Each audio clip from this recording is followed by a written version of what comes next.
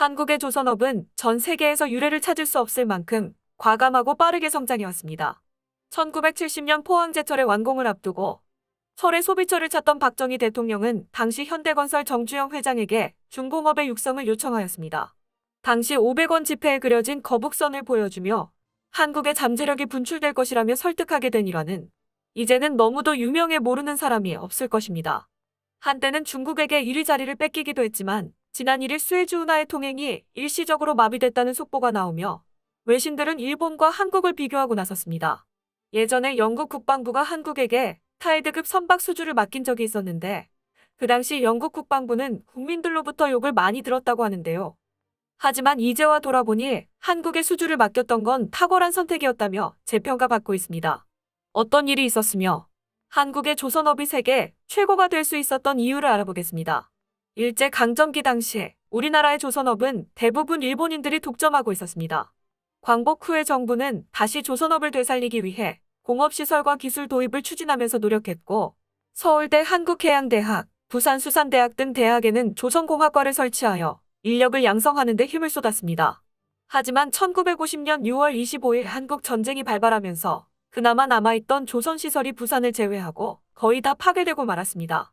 그런데 아주 커다란 피해를 준 전쟁이었지만 반면에 전쟁에 필요한 군수물자를 수송해야 했고 유엔군의 선박을 급히 수리해야 하는 등 생각지 못했던 조선업의 수요가 급증하게 되면서 부산을 중심으로 조선 산업이 성장하기 시작했습니다.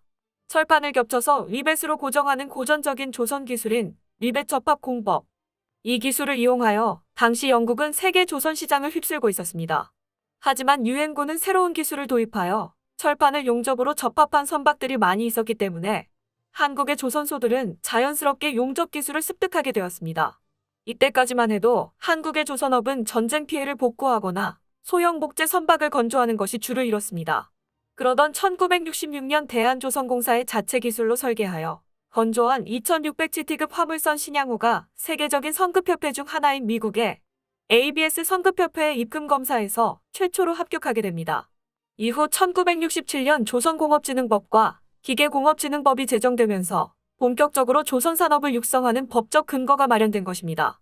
조선기술도 목선 위주에서 강선 위주로 개량하도록 유도했고 미국이 리버티선을 제작할 때 개발한 블록 건조 기법, 배를 부분 나눠서 제작하고 다시 붙이는 방식을 처음으로 도입하여 10,000톤 정도의 선박을 건조할 능력과 20,000톤 정도의 선박을 수리할 능력을 갖추게 된 것입니다. 1970년대에 들어서면서 정부는 조선업을 주요 육성산업으로 채택하여 적극 지원했고 주요 대기업들이 잇따라 조선산업에 뛰어들었습니다. 당시 정주영 회장은 선박 컨설턴트 회사의 롱바텀 회장을 어렵게 만나 거듭되고 확신에 찬 주장에 매료된 롱바텀 회장을 설득할 수 있었고 극적으로 버클레이 은행에 추천서를 작성해주게 됩니다. 하지만 은행의 차관은 승인을 받았지만 실제로 차관을 받기 위해서는 선박을 구매할 사람이 필요했습니다. 만약 여러분이라면 울산 미포만의 사진과 지도, 26만 톤 규모의 유조선도면 한 장만을 믿고 유조선의 건조 경험도 없으며 심지어 조선소도 없는 업체에게 제작을 의뢰하지는 않을 것입니다. 많은 선주들에게 퇴짜를 맞던 정주영 회장은 롱바텀 회장의 주선으로 선박왕 오나시스의 처남인 그리스의 리바노스 회장이 저렴한 배를 찾는다는 정보를 정주영 회장에게 전해줍니다. 정주영 회장의 끈기와 열정에 감복한 리바노스 회장은 26만 톤급 초대형 유조선 2척을 발주하게 되었습니다. 이 2척의 말도 안 되는 수주가 지금의 한국의 조선업을 만든 것입니다. 기공식을 가진 1972년 3월 이후 11년 만인 1983년 현대중공업은 건조량 기준 세계 1위 기업이 되는 기염을 달성했습니다. 이후로도 한국의 조선업은 기술과 혁신을 통해 승승장구하게 됩니다. 길이 200m, 높이 40m에 달하는 대형 선박은 한국의 조선 기술이 아니라면 만들기가 어려웠으며 선박의 엔진 역시 배출물질 저감 기술 등을 비롯해 세계 최고 수준이었습니다. 그런데 세계 조선 시장에 큰 영향을 끼친 사건이 발생했습니다. 12차 석유 파동으로 인해 80년대의 전 세계 조선 시장은 심각한 침체기에 빠지게 된 것입니다.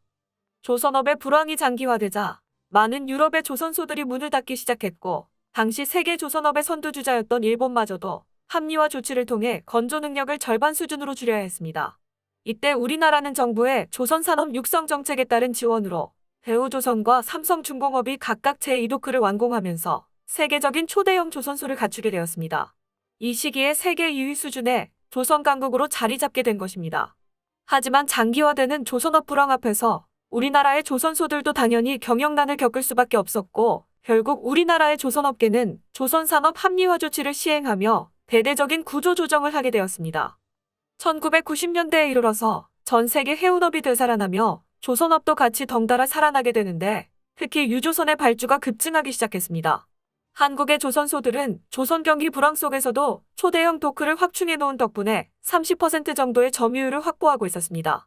그러다 1993년 법으로 시설 확장을 제한하던 합리화 조치가 해제되면서 많은 조선소들이 적극적으로 시설 확장에 들어갔습니다. 그리고 1956년 이후로 세계 조선업계 1위를 차지하고 있던 일본을 제치고 사상 처음으로 세계 조선업계 1위의 자리에 올라서게 된 것입니다.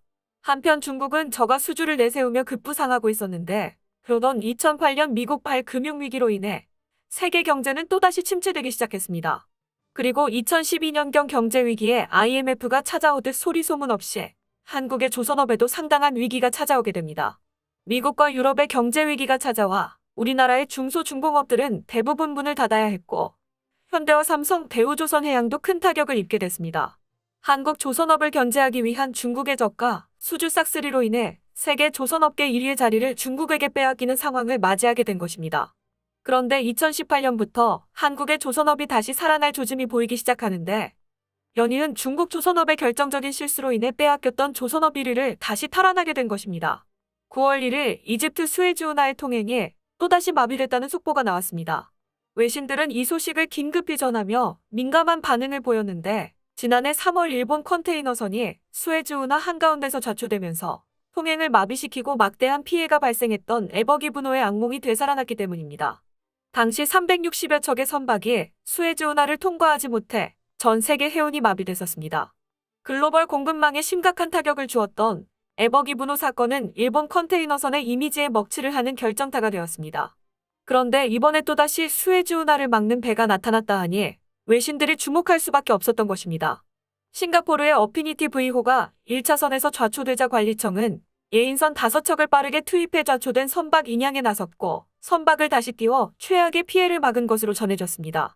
관리청은 배가 빠르게 운행력을 되찾은 덕분에 피해가 없었다고 전했는데, 이번에 좌초된 싱가포르 국적의 어피니티 V호가 한국의 현대상 호중공업에서 건조한 배로 밝혀졌습니다. 에버기 분호 좌초 당시 선박 성능에 문제가 있는 것 아니냐는 말이 나왔었는데, 실제로 엔진이 기동하지 않아 6일 동안 인양이 불가능했었습니다. 하지만 이번 어피니티 V호는 엔진도 바로 기동되어 5시간 만에 빠르게 인양할 수 있어 일시적인 마비였으며 바로 복구되었다고 합니다. 이렇게 되자 전 세계적인 물류 마비를 일으켰던 에버기분 호를 건조했던 일본의 이마바리 조선과 한국 조선사들의 품질이 다시 한번 비교 대상이 되고 있는 것입니다. 한편 현재 영국 스코틀랜드에는 섬이 많은데, 최근 일부 지역에서는 각종 생필품 수급 부족 현상으로 인해 급기야 사재기 단속, 1인당 판매 제한 등의 조치까지 하는 사태가 일어났습니다. 원인은 코로나 때문도 아니고 우러 전쟁 때문도 아닌 바로 선박의 부족 때문이라고 합니다. 각 도서 지역에 사람과 물자를 실어 나르는 생명선과 같은 페리 선박들이 30에서 40년 이상의 노후화로 제 성능을 발휘하지 못하고 있는 것입니다. 이 문제를 영국 정부는 인지하고 있었고 방치했던 것은 아닌데, 정부 예산으로 2015년에 대체 선박 2척을 발주했고 2년 만인 2017년에 진수까지 했지만 1년 정도면 끝나야 할 의장공사가 5년째 지연되고 있고, 그럼에도 완성될 기미가 보이지 않는 것입니다. 최근 보도에 따르면 파이프며 배선이며 모두 엉망이라 답이 없어 차라리 배를 폐선하고 다시 만드는 게 낫다는 뉴스 보도까지 있었습니다. 그렇다면 당연히 해당 조선소는 계약을 파기당하고 배상금을 물어야겠지만, 스코틀랜드 유일의 조선소나 다름이 없어 망하면 안 되기에 오히려 국영화가 되어버린 것입니다. 직원들은 어차피 일거리도 없어 굳이 마무리하지 않고 있어 스코틀랜드 정부 집권당인 SNP는 이 문제로 최근 분매를 맡고 있다고 합니다. 화가 난 스코틀랜드인들은 자국 조선업을 디스하며 타이드급을 소환 중이라고 합니다. 타이드급은 퀸 엘리자베스급 지원함 역할로 한국 대우조선이 4척을 수주해서 건조했었는데, 비록 지원함이긴 하지만 엄연히 군함인데 외국에 발주했다는 이유로 당시 영국 국방부는 국민들의 원성을 들어야 했습니다. 하지만 이제 와서 돌이켜보니 한국의 조선을 맡겼던 것이 탁월한 선택이었다며 뜬금없이 재평가에 나선 것입니다. 한국의 조선 기술은 LNG 운반선을 모두 휩쓸며 3개월 연속 세계 1위를 달성하고 있습니다. 수주 점유율만 보더라도 한국이 55%, 중국이 30%, 일본이 3%로 전년 대비 발주량이 절반가량 감소했음에도 LNG 운반선과 탱크선, 컨테이너선 등을 골고루 수주하며 특히 LNG 운반선 12척을 전량 수주, 친환경 선박 81%를 쓸어담는 쾌거를 달성했습니다. 향후 한국의 조선업은 계속 성장할 것으로 보이며 슈퍼사이클에 진입한 조선업의 미래가 밝을 것으로 예상됩니다. 끝까지 시청해주셔서 감사합니다. 도움이 되셨다면 좋아요를, 다른 이야기도 궁금하시면 구독을 눌러주세요.